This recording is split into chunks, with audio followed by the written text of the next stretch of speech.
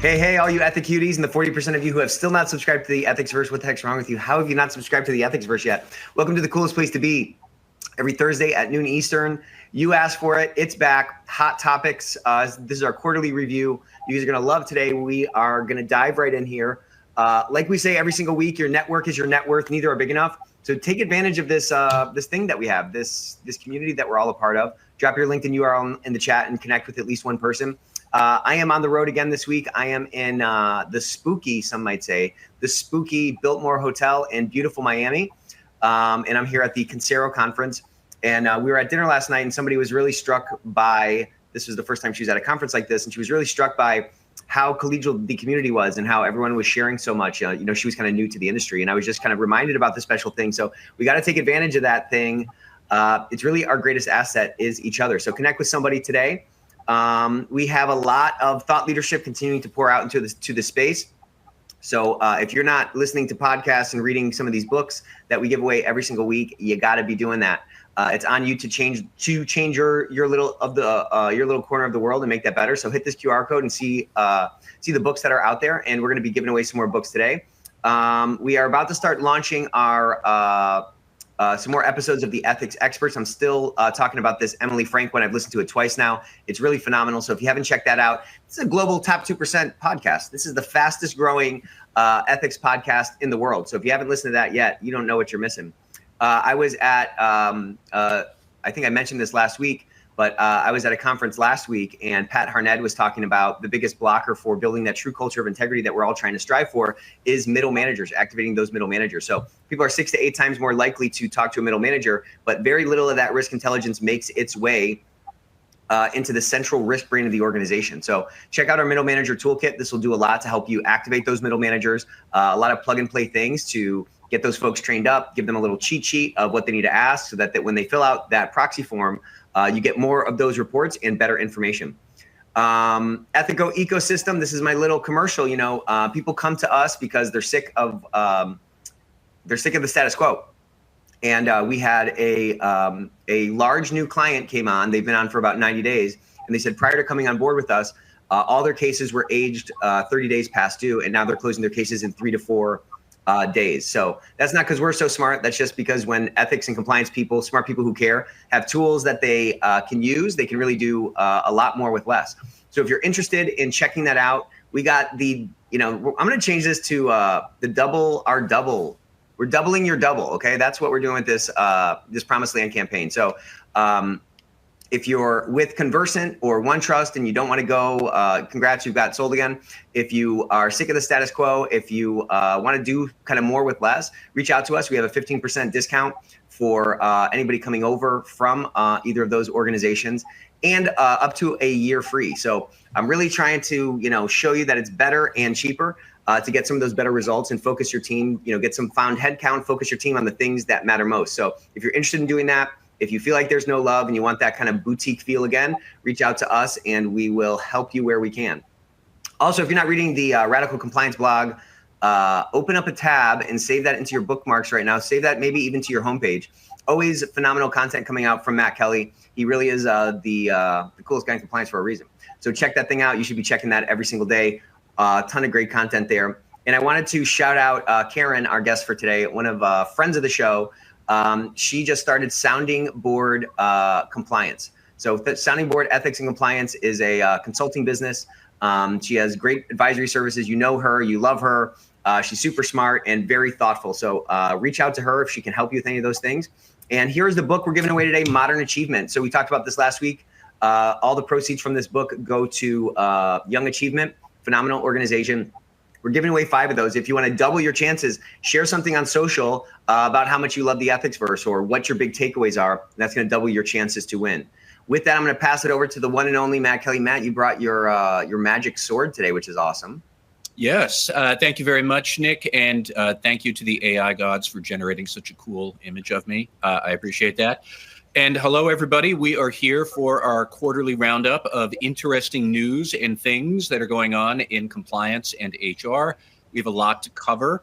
In fact, as I was drawing up some topics for this quarter last week, I was like, yikes, there's so much stuff that happens. Like, I even forgot that, we did have big news from the Justice Department. We had big news from anti-money laundering settlements. Certainly, we had the election happen in November. So we have a lot to cover here. We have Nick with us as well. The AI gods also smiling on him. And then Karen Moore. Karen, hello, welcome. Nice to be here. Karen, you look kind of elfin with the AI gods this week. I think it's pretty cool. Yeah, you look wizened. Yeah, wise. I mean, wise is what I mean. That's my space. Thank you to everybody who is joining us today. Listeners, I see everybody is complaining about how cold it is wherever you are, including somebody in Florida saying it was cold. I am in Boston, 1,800 miles north. I will let the Floridian complaining about the cold pass, but I frown on that. Come on. So we're going to talk a lot, as I said, about the Justice Department and its changes to what an effective compliance program should entail. Some big FCPA settlements, some big anti-money laundering settlements, a lot of other thoughts about how compliance teams right now could prepare for what is likely to happen in the Trump administration coming into power in another 6 weeks or so. And of course, everybody listening, if you have other stuff that you want to bring up, by all means, make a comment in the attendee chat. We can try and work that in. If you have a question you want to ask us, we love them. But I'm going to start with those questions about the Justice Department. So number one, back at the annual Society of Corporate Compliance and Ethics conference, I want to say that was late September, early October, they talked about how they want to see more support from the corporation for a strong compliance program. They talked about how they want to see companies pay more attention to what is the ethical culture, how are you training employees and how to report misconduct, a lot of things. Karen, let me put it to you first and then to you, Nick. But Karen, what struck you as the most important things or the most interesting things that came out of the Justice Department back then? Yeah, so it's such a long list. We could spend the entire time just talking about them, but there were a few that really jumped out at me, some that were kind of obvious. There was a really big emphasis on AI across the board and use of technology, almost a kind of weird overemphasis. It felt like some of it could be in a separate document. Or maybe it was the DOJ's attempt to replace the, lack of regulation in this space. So it put a lot of burden, I think, on the shoulders of compliance, not only to identify how AI was being used throughout the organization, but also how is compliance using it itself. I thought there was really interesting kind of remit to compliance in that section, particularly on enterprise risk management, which I thought was great. I think compliance sometimes is a little too standalone on risk, but also on the commercial activity side, really diving into how the organization is working. Another thing that really jumped out at me was in the training, and I think that I haven't heard anybody else talk about this. It was such a small amendment, but it asks, are the company's training and communications tailored to employees' needs? Like, that makes sense to me. You understand, like, what are they doing and what might they need? What kind of risks are they creating? What training do they need?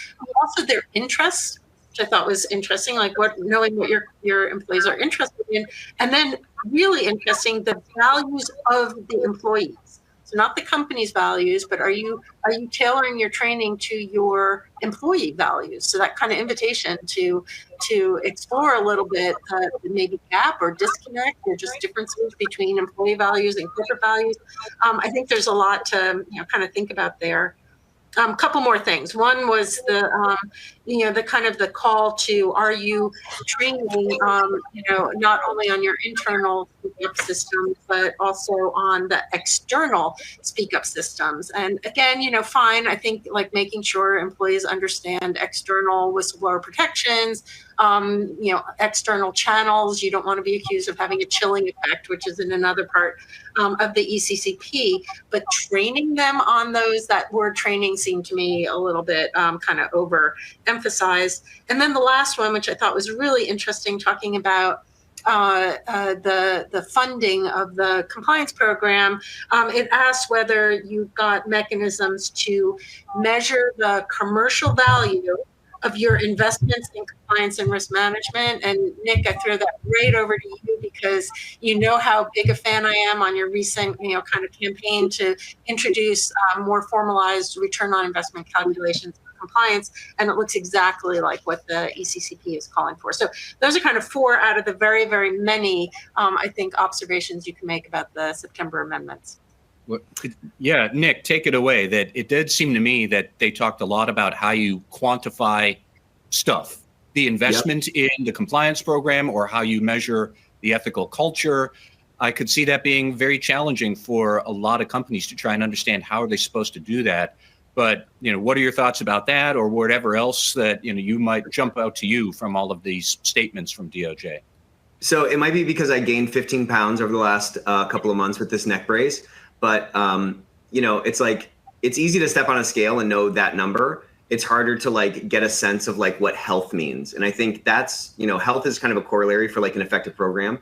And I think in all the guidance that's come out, they've kind of been time and time again, been trying to like articulate what that healthy program looks like. Like, what does a healthy body look like?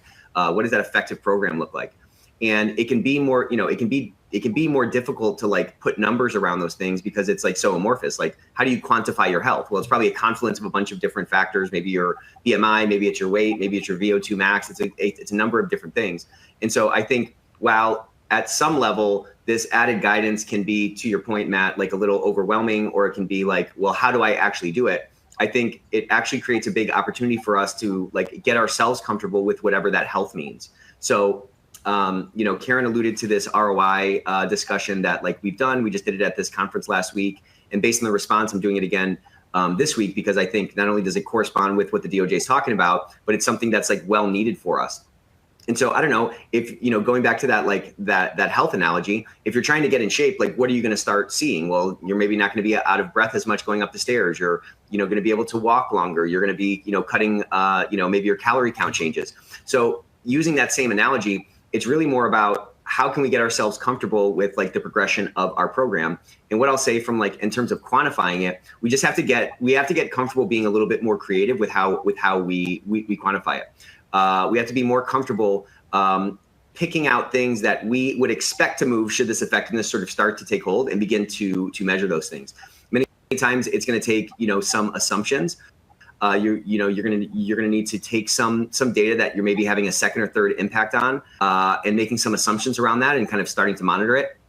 An easy one, back to the DOJ guidance about like employee values. Well, you're seeing, for example, on your Glassdoor reviews that, there's some negativity there, or you're not getting the reporting rate that you expect, or getting reports, you have an inkling that there's some kind of, retaliation that's preventing people from speaking up, for example. Well, how can you address that? And how can you start, if it was addressed, where would you start to see changes? Maybe that's your reporting rate going up. Maybe that's your anonymous rate going down. And again, I think if we have the freedom and we take on the opportunity that I think this is, we can start to craft a picture a lot more easily. I'll kind of pause on that because I feel like I can keep going like for an hour on this, and I know we have a lot to cover, but I just think like you always can find the evidence of improvement if you look. You can always make the case for your program. It sometimes needs to be, you have to be a little bit more creative with that than, like I said, stepping on the scale, but like the value is there if you're becoming more effective. Well, first I wanted to shout out to one of our attendees who'd used the phrase forensic ethiculturalist, which very clever. Yes, I like Consider that. But that stolen. Is what we're getting at. But Karen, I also wanted to ask you to maybe talk a little bit about something else that the DOJ had said on resource allocation. And basically, if the company is rapidly investing in new lines of business or new products, then they would expect a thoughtful company to make sure compliance also gets more resources to keep pace with your changing risk profile. But Karen, give me your take on, how often do we think that actually happens, or what that would actually look like, or how can compliance officers, kind of make that argument to the CFO or to the board that, I need my share. If we're going to be growing things, I'll need the resources to grow along with you. What would you say?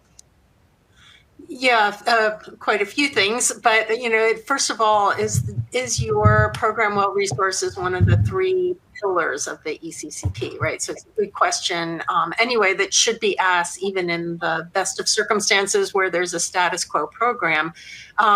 But right now, there are two areas. One is the whole realm of data analytics, acquisition of information, demonstrating value, measuring program effectiveness, which is a really big challenge, using a lot more sophisticated technology to do all of that. That already demands more resources, like in your program with the framework that it already has. But then the second is this kind of scope creep that we're seeing, where either the compliance officer has to say, hey, look, I've already got 12 risk areas that I'm supporting and managing. Sure, I can manage an additional 5 or 6, but not within my existing resources. There's a knowledge gap, a subject matter expertise gap, there's a technology gap, there's a systems gap, there's a gap at what seats at the table are you putting me at so that I understand where the business is. So I think there's a really kind of big, complex interaction of arguments that need to be made to examine whether you've got the right resources. And again, thanks to Nick, I see that there are opportunities to quantify some of those and present a return on investment as a hard figure. If we're expected to process X number of privacy impact assessments and it's taking me Y amount of time, this amount of my employees, my resources, what can I do to try and make sure that I'm being impactful at the most effective use of resources, and what additional resources are going to also be effective in program implementation. So I think there are a lot of arguments, and one thing that I'm learning, and Nick knows I've got that big light bulb shining, is that you've got to be able to present this all in a way that your audience understands, and that audience may be the audit committee or the CFO or somebody else who's managing your budget and resources. So being able to quantify all of that, make the business case, and or say stop. There's a limit. Of course I'm capable, but I can't manage this entire business every time that there's a new risk area. I can't do that alone. Which I think also raises the question of how close are your relationships with your engineering department and your procurement department and others where you share that accountability for new risk management. I mean, you said some key words. You said we have to present the information in a compelling way so that they understand it, presumably to take some kind of an action. You said the word argument a couple of times, and I think that's exactly right. So much of our job to get, to adhere to the guidance, so much of our job to get new resources is really about framing and is really about persuasion. So it really comes down to making that right argument, making the right case.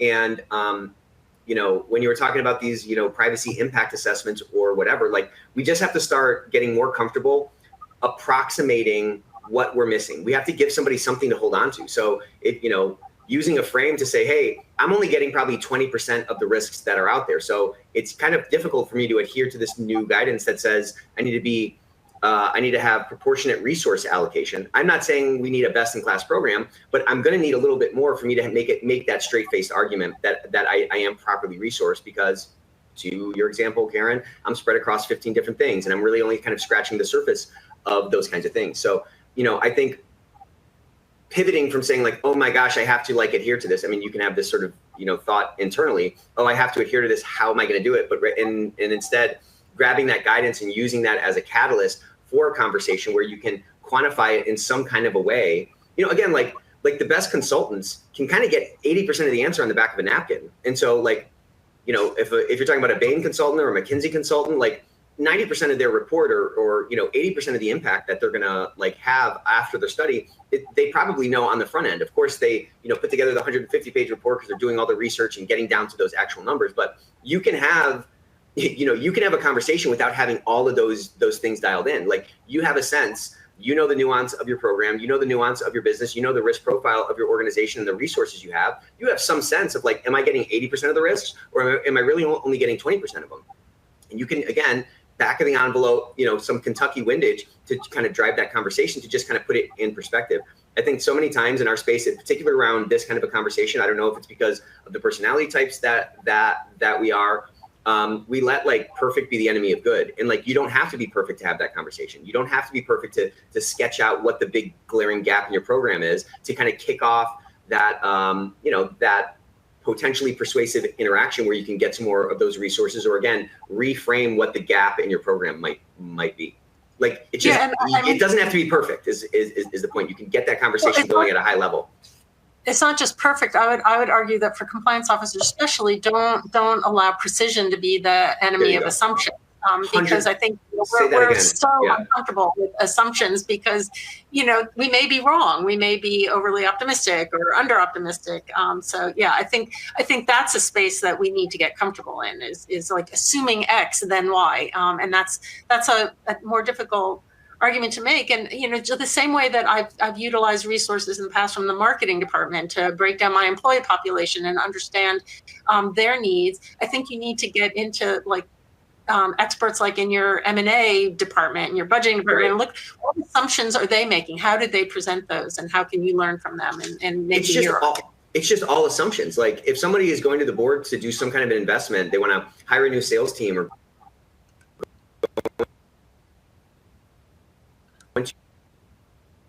to a new market, like nobody has a crystal ball. It's not like, the biz dev department has like this crystal ball that like you just don't have access to. Their crystal ball is their ability essentially to like vet it.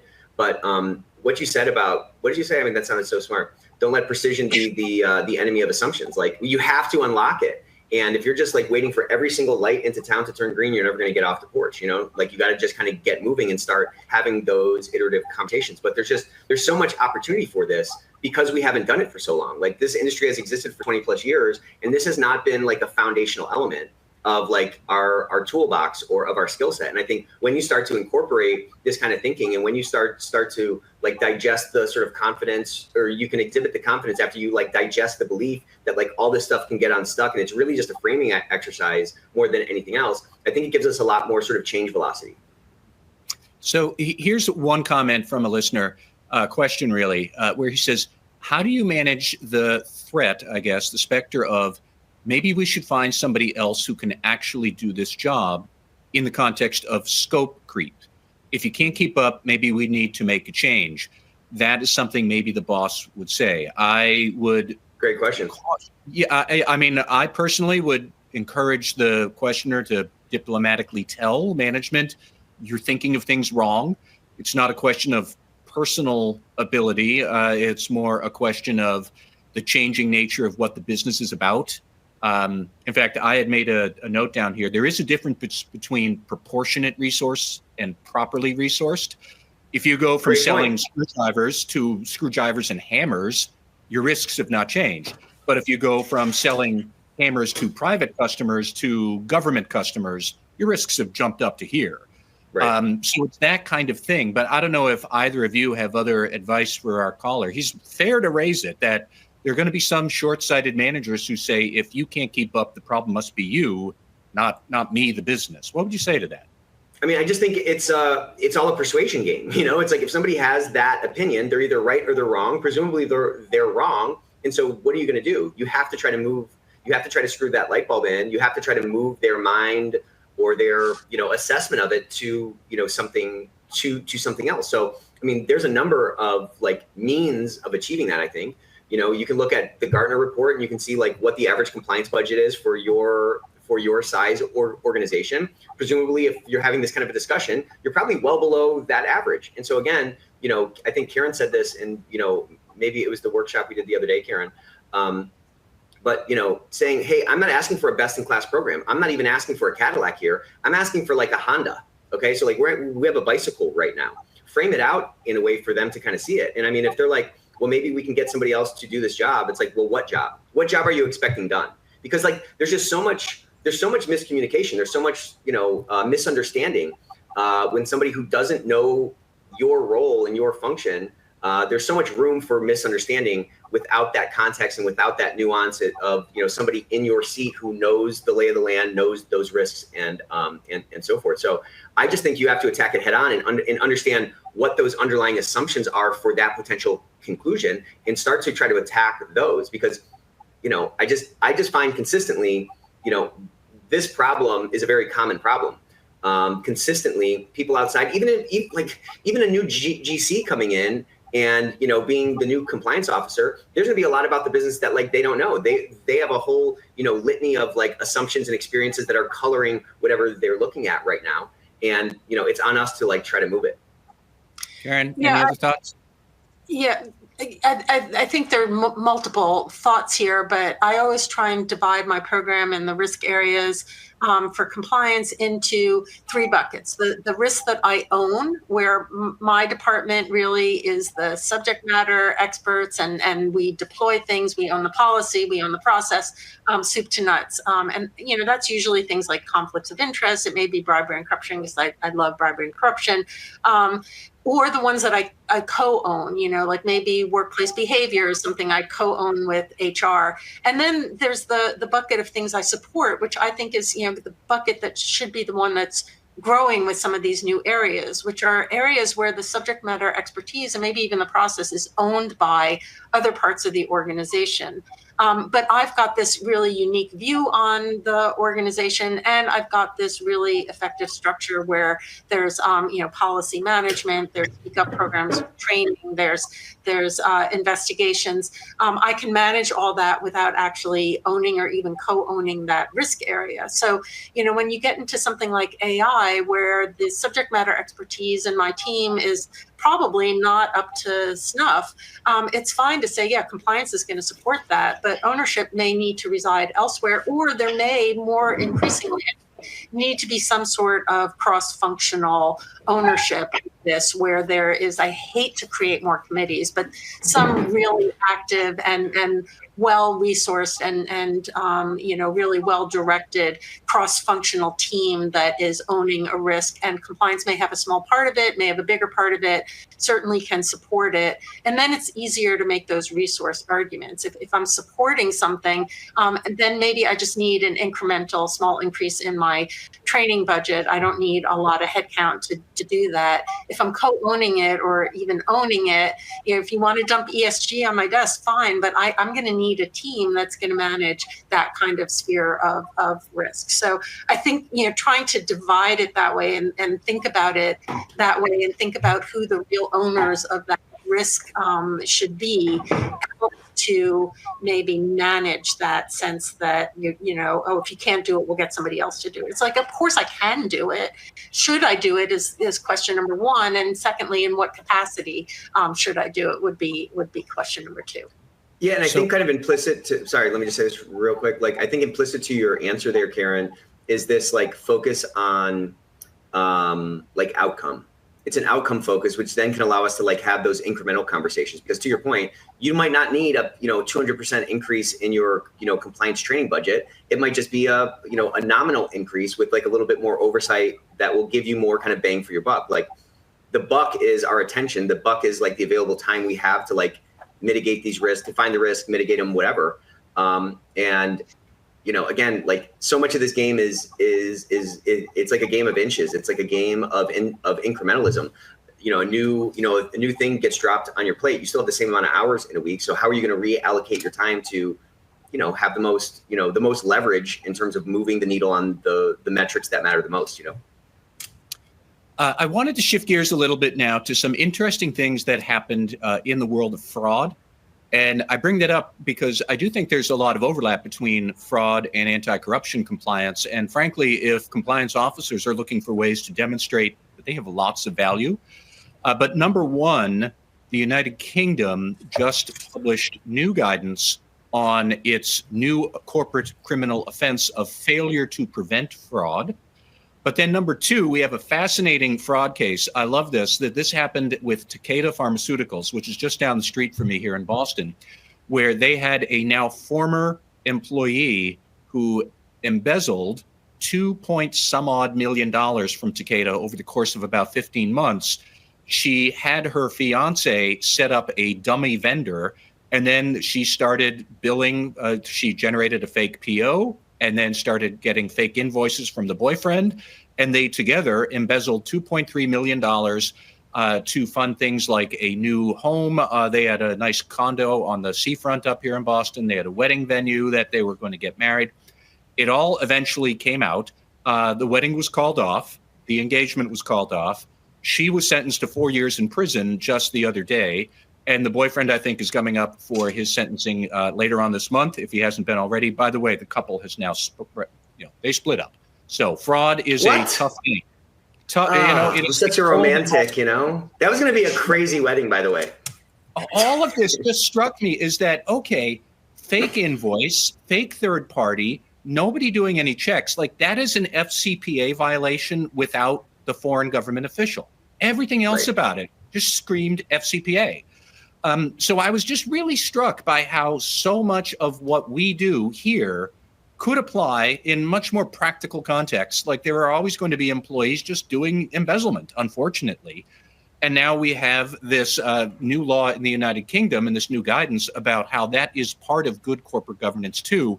You need the measures to be able to try and root out fraud, not just bribery. And I don't know if, Karen, maybe you could start a little bit, but just talk about how versatile some of these corporate compliance measures we have, how versatile they can be. And I think that's like sort of an undersung component, utility of the compliance program. Yeah, so, well, first on the UK failure to prevent fraud, I mean, there's nothing super surprising in there. It looks a lot like the UK Bribery Act failure to prevent fraud. So it's good failure to prevent bribery. It's good guidance there. I do think, really interestingly, in that case, it would not have helped Takeda, because if I'm not mistaken, you can't claim the defense of we've done everything to prevent this if the fraud has been perpetrated on yourself. It has to be perpetrated on a business partner or some other third party. So, but failure to prevent fraud with or without an act should be parcel of any company's compliance program and systems and controls. I always think, there are always ways around things. There's no kind of control environment that you can create that's going to stop all of this from happening. That's why I put a lot of burden on HR. It's like, who are we letting in the door in the first place? People with a propensity to self-interest maybe, or people we shouldn't be hiring. So how can we screen for that? And then you need reasonable controls. I also think sometimes you get incredibly clever people. I once had to recommend the termination of an entire regional sales force because they all got together and manipulated the variable compensation structure in this incredibly intelligent, complex way that if they had applied all of that knowledge and talent to actually doing their jobs, they would have ended up ahead and often not lost their job. So what I love in the DOJ, the U.S. Attorney's Office for District of Massachusetts, press release said that apparently she felt her nearly $500,000 salary wasn't enough. I mean, I love the snarky comment there that, she's already being really well compensated, really intelligent person. I think procurement, it's got things like single source approvals, right? It's like, oh, this consulting company is the only company that can provide the service, so we're not going to put it out for bid. I think, you get some conflicts of interest checks in there that maybe weren't done to check matching addresses or something. But I feel like this kind of thing, unfortunately, if you're really clever, can fall through the cracks. I'm really curious to know how this was discovered. I don't think I saw that in the available documentation. That remains unclear. And that was a question of mine that, for the record, Takeda makes about $27 billion a year. So this was not material to the whole company. No. But I was wondering, where was the department's management accountant that they saw $2.3 million going out the door and there wasn't anything coming in services? I don't know how it got found out.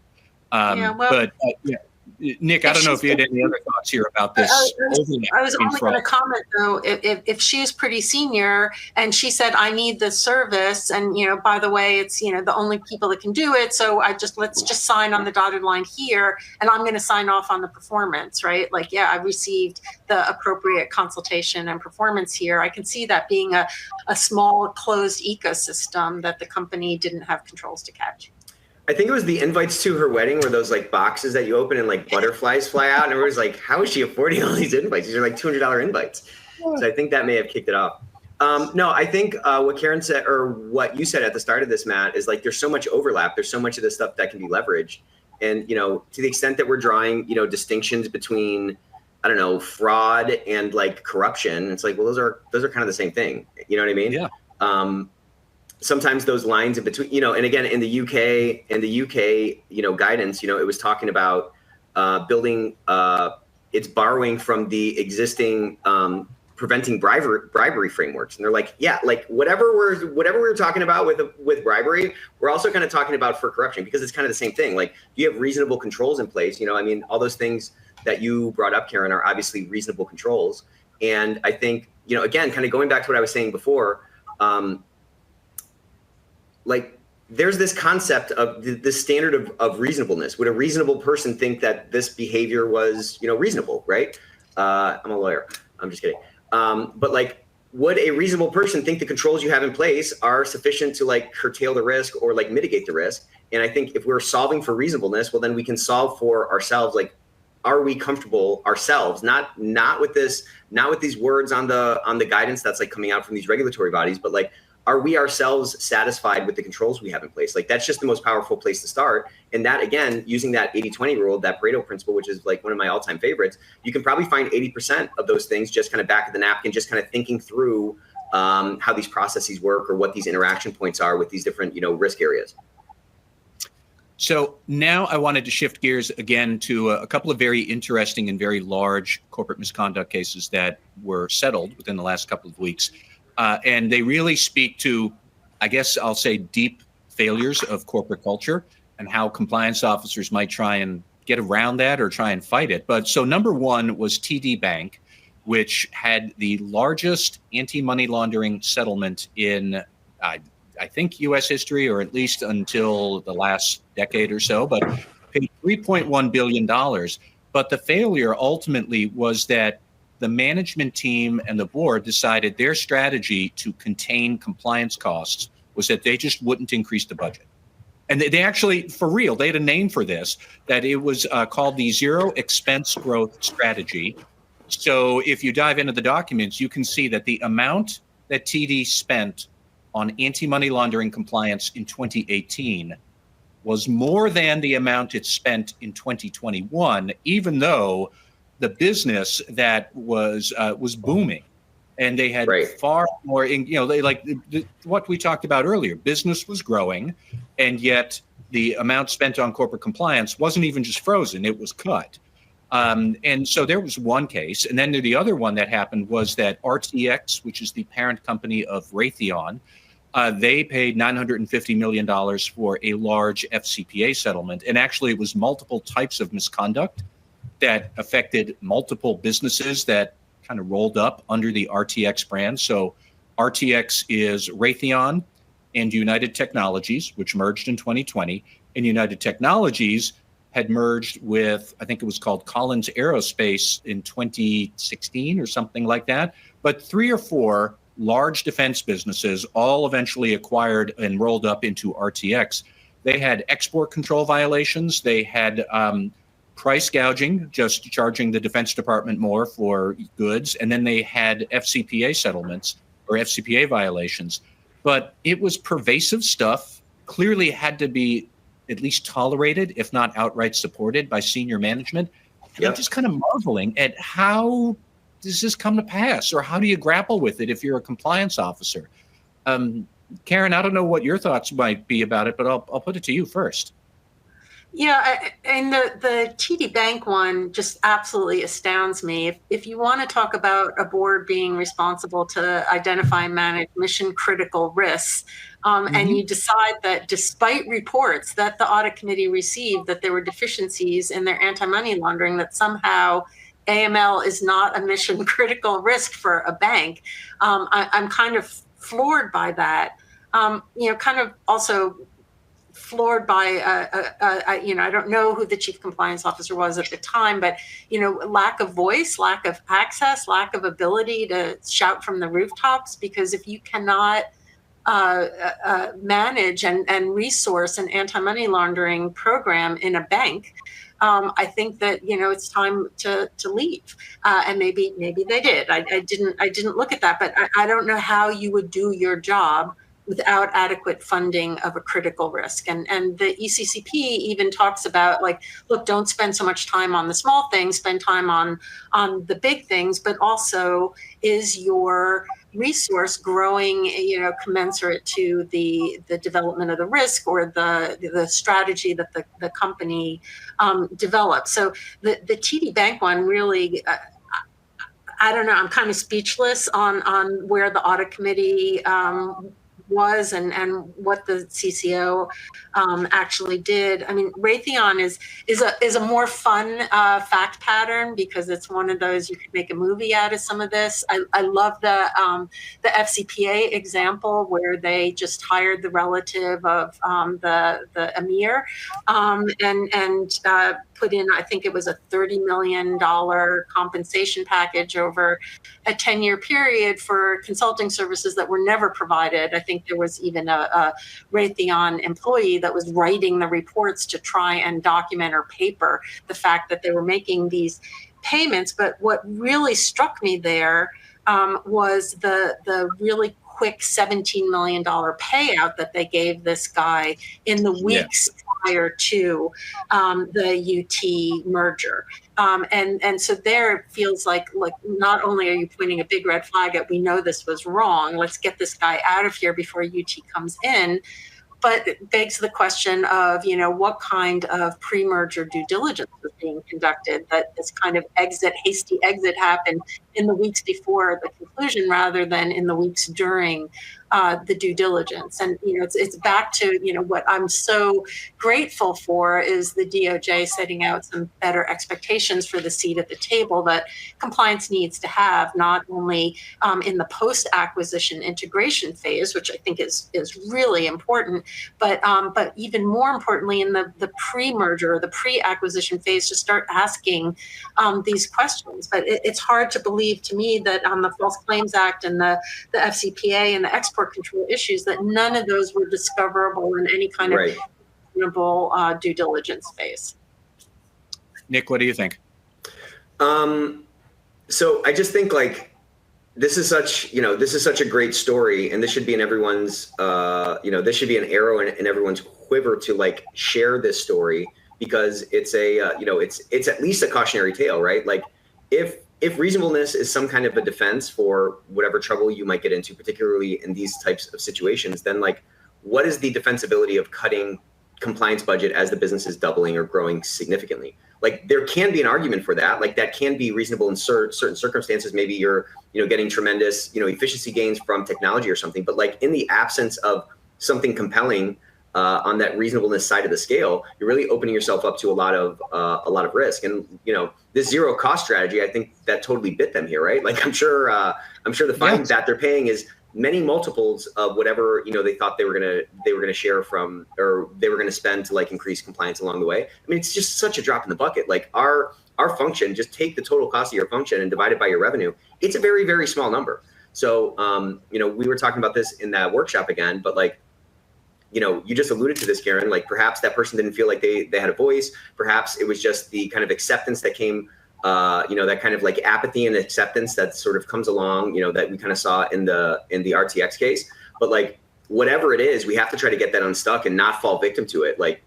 I get that it's very frustrating. I'm just saying, I'm kind of empathizing with somebody who might be in this, in that case or in that situation is my gosh, how are they cutting my budget? What am I going to do? It's easy to kind of fall into that sort of that fixed mindset, sort of sitting in the passenger seat. But if you're not going to leave the organization, then I think it's kind of incumbent on you to figure out a way to get heard, figure out a way to tell a story that's going to show them that hey, we need to, again, I don't need the Lamborghini, but I do need, an actual automobile here. Figure out a way to get heard, because otherwise you're just kind of hoping the car doesn't go off the road. And you might have to be looking for another job. If it's truly at its core, if you're not going to have the resource to do your job, you might have to find something else, because otherwise something like this can happen. Yeah, and I do think that brings in the speaking up and out, the reporting up and out, right?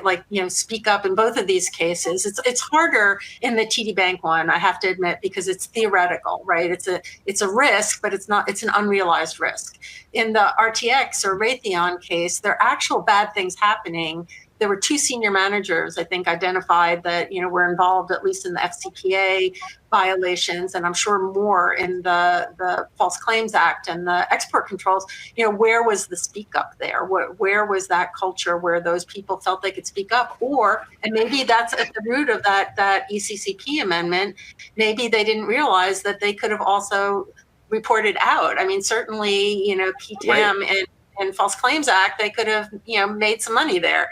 And not to mention some of the new whistleblowing now, not applicable at the time for the DOJ, but, SEC reporting. So I got to question, the culture component there. And me, I'm one of the world's great armchair quarterbacks. And so I don't know what happened behind the scenes there, but like, $950 million is a massive number. I can't imagine the number that was needed to get that program more reasonable or scale with it was even 100 million. It was probably not even 10 million.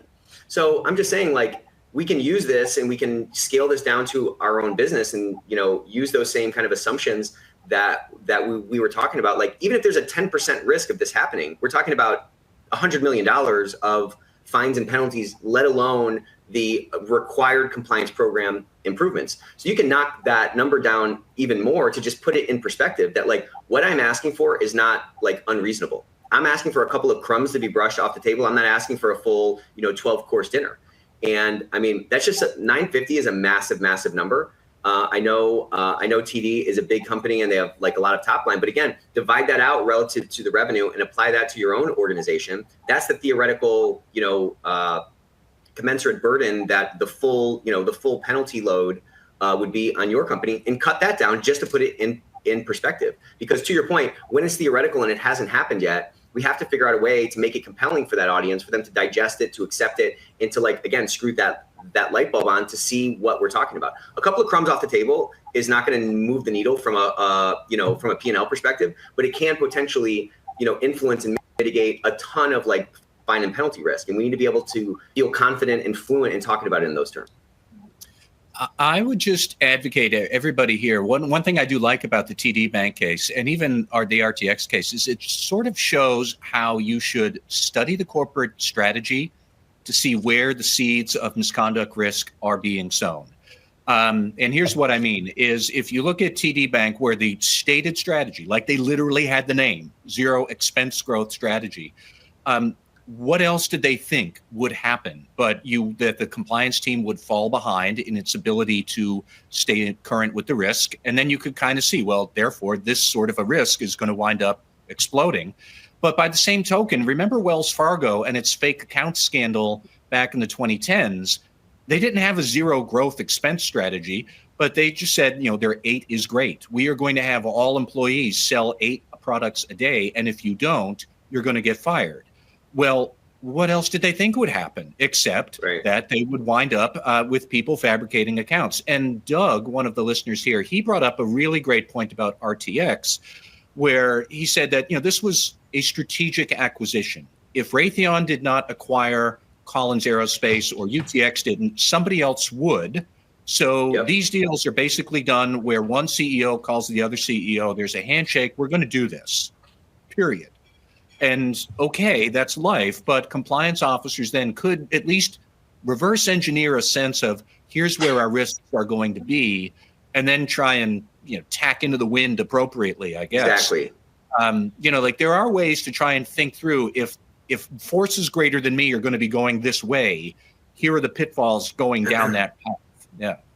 Yeah, and I don't want to go off on a tangent, but, as a former M&A lawyer, I would say that, the good old days of data rooms and weeks of interviews and that kind of due diligence have long gone anyway. I mean, due diligence is so fast.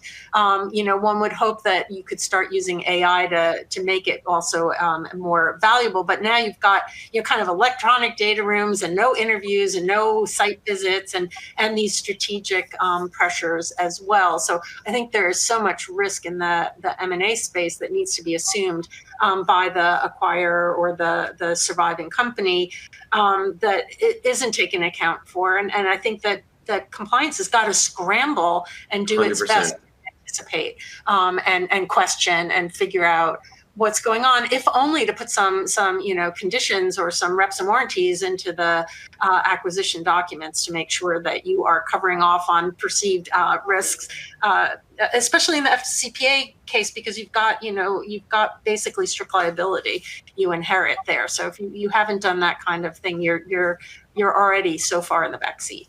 So I think that's spot on. And I think the way you put that, Matt, was right. Like trying to kind of fly in that slipstream. Like if you buy a house and the home inspector comes and says, you got to get this air conditioner fixed, this thing's on its last leg. It's so much easier to get a credit from the seller in that case versus like you finding out, in the first summer you're in the new house that you need a new air conditioner. You're probably going to kind of push that out. You're probably going to just, I'm speaking from my own experience here, like you're probably going to just try to get that repaired versus, spending the $12K for a whole new air conditioning unit. So I'm just saying when the transaction is happening, to Karen's point, being able to get in there and have some view on like, we're going to need a new air conditioner. You can build that into the purchase price adjustment. You can build that into kind of the integration plan. Versus kind of throwing it on, on the back end where it feels like a new expense. Like when the dollars are changing hands and all that paperwork is being done and those agreements are being written, the closer you can get to that activity to get your voice heard and get like your plan kind of put in place, the higher the likelihood that you're going to actually get what you need. Many times those purchase price adjustments are easy to digest during a deal, whereas after the fact, it's like, oh, well, this is a brand new expense. And there's just like a totally different headwind, which again goes back to what Karen was saying earlier, like getting your voice heard and figuring out ways that you can add value to the broad, mission, pursuit of the organization's mission sooner. It just becomes easier for you to show your worth and then ultimately get what you want. Yeah, and can I also say, especially in this kind of thing where the CEO is pushing hard and there's a lot of pressure to get the deal done, that's sometimes also why you need the chief compliance officer to have executive session with whatever committee they're reporting to at the board to say, hey, I'm concerned here that we're going too fast. If you don't have any success with raising that voice, with the general counsel, with the CEO directly, and you're still really concerned about that kind of unacceptable assumed risk, that's the time you raise it with the risk committee or the audit committee, and you've got to have that courage sometimes. Yeah, and like you have eyes that they don't see. You're going to see things and you're going to notice things that like the average M&A person is not going to see, or somebody in finance who's pushing the deal forward, they're not going to see. And many times those are massive risks that are just not even part of the financial model or part of the guess of what the future is going to look like. Getting those in and saying, hey, this thing could really get off track. This acquisition, you guys are, pulling the champagne bottles out because you're about to start, clinking glasses here. We need to kind of think through this because I don't know if you're considering X, Y, and Z, Nick, to that point, here's a great comment from one of the attendees. Due diligence people dive into looking for everything, including much the execs don't really care about. Right. Better to begin with what would keep this deal from proceeding. Exactly. Establish the materiality threshold, collect everything else, and then present an action plan to address all of that after the closing. But print that out and staple it to your business development executive's forehead, because that is such a good way to look at it. Well, it's such a cop-out to me to look under every rock. At what point are we getting smart enough, or at what point are we going to figure out what doesn't matter? I just think mastery in any field is understanding what matters and what doesn't matter. And when I used to do financial due diligence, there was this one guy. He would this one guy I worked for. Our reports would be 125 pages, and we would be putting all these analyses together, just knowing that nobody at the private equity fund was even going to look at these things, because he was just like, well, if I check every single thing, then we're going to get all the risks. And then there was this other guy who was like the golden child of the entire practice. His reports were 25 pages, and he knew based on the business that we were looking at what those main risk areas were. So we put 80% of our focus on those main areas, and those reports were so much more valuable. He was a sought after commodity in the practice because he could really zero in on what matters. And I think not only does looking under every rock, not only is that highly ineffective, but it also reinforces this bad branding problem that a lot of us in the sort of risk space have, where every risk matters. I'm not saying that risks don't matter, but not every single possible risk. It's just not a binary thing. It's an expected value thing. And I think that can do a lot, not only to be more like business people, to, show that we get it, quote unquote, but also help us focus on, spending less time on things that aren't going to move the needle. So we have about 5 minutes left. I wanted to squeak in one last issue. which I've been paying attention to all of these new export controls and sanctions that the Biden administration has been putting into place to not send goods to China, certain high-tech goods. But I bring that up because I think that's one of the few things that I don't know what's going to happen when the Trump administration comes in, but I do know sanctions and export controls, that's going to stick around. I don't know exactly how liberally or aggressively Trump will use it, but he's clearly going to. And how much this should be something that sticks on compliance people's radar. It strikes me as it's kind of sort of like anti-corruption due diligence, a lot of the same skills you need, same abilities a company would have for anti-corruption third-party due diligence. You could probably transfer them to sanctions due diligence. But maybe if I'll give Karen and Nick, each of you, maybe about a minute or so, like, what do you think about how important this is going to be and what compliance officers can do there? Yeah, so I think if sanctions due diligence and export control aren't already in the compliance program, because a lot of compliance programs are already responsible for those, or at least co-owning or supporting using my buckets, they're ones that make sense. And I do think that third-party risk management is another big emphasis in the ECCP amendments, really putting that kind of onus on the compliance program, working really closely with procurement and your export team. I think it depends a lot on the company and the nature of its activities, the jurisdictions it's working in, and the nature of its products. Sanctions are pretty much by definition a political tool. So unlike the kind of import duties that Trump's been talking about imposing, the sanctions really become this kind of flavor of the day. They're hard to manage. Export controls are security issues. I think they're really mission critical for a kind of defined group of companies and industries, but not for everybody to worry about to that degree. But I do think that the sanction side of it just absolutely underscores the importance of working with the third party due diligence process in your company. And I see a lot of companies where it's really fragmented. There are similar due diligence processes using different platforms in different parts of the organization. Sanctions is one that lends itself really well to technology. You've got a lot of kind of environmental due diligence coming up with the CSRD coming online. You've got the privacy, the cyber, all this stuff needs to be better coordinated. And unfortunately, maybe I think compliance again is one of those, perspectives on the organization that's probably best placed to at least coordinate it, if not own it. Yeah, I think if compliance is, the circulatory system of the organization, there's a lot of value that circulatory system can add to the different organs and different parts of the body. So, to your point, Karen, if it's not owned by you, there's probably something you can help with. There's probably some more value that you can add just to make sure that your organization has their eyes on the right thing. Like if it's owned by procurement, for example. So we are almost out of time. However, before we go, I did want to give both of you a pop quiz on my executive misconduct case of the year, which just happened yesterday. The Justice Department indicted a former CEO of a telecom company for insider trading. Do you happen to know what bit of news he was trading in advance of? Have you heard about this? Election results? Nope. Luigi in New York. He traded on the advance news that he was getting fired. Wow. And wow. Not publicly available. Wow. That's a tough one. That's a tough one.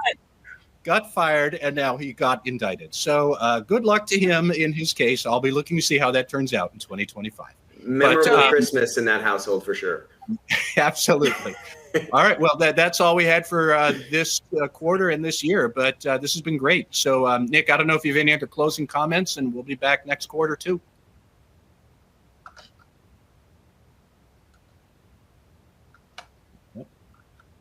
Nick's already thinking about daiquiris on the beach. He's already frozen. Well, in that case, everybody, thank you all for listening, and join us again in January, and I'll see you then.